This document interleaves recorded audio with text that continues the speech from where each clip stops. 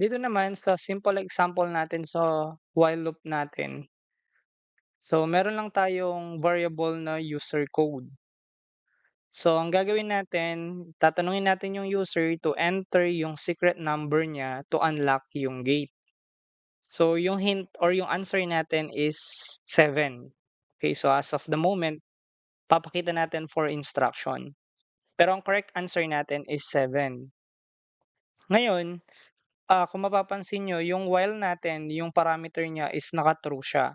So, ibig sabihin nito infinite looping tayo.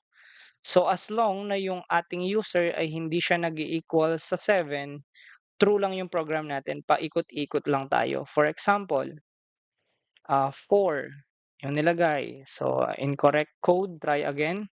So, mapapansin niyo, eto siya, incorrect code, try again.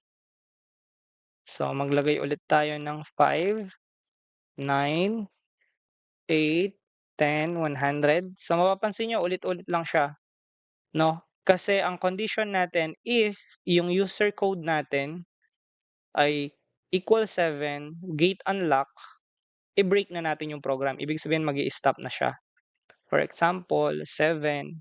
Okay, so mapapansin niyo, nag-stop yung program tapos naipakita natin yung gate unlock, welcome in. So, eto siya. Gate unlock, welcome in, tapos yung break or yung pag-stop ng mismong program natin. Ngayon, since naka-true 'yan at hindi nalalagay ng user natin yung number 7, pumupunta tayo dito kasi ito nagiging false.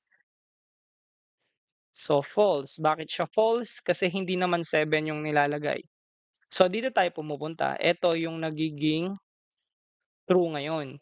So, every time na nagtu-true tayo, bumabalik tayo dito sa pinakataas, infinite looping, naka-true 'yan, at tinatanong niya tayo ulit to enter yung number natin, which is eto yon. So, incorrect code, try again.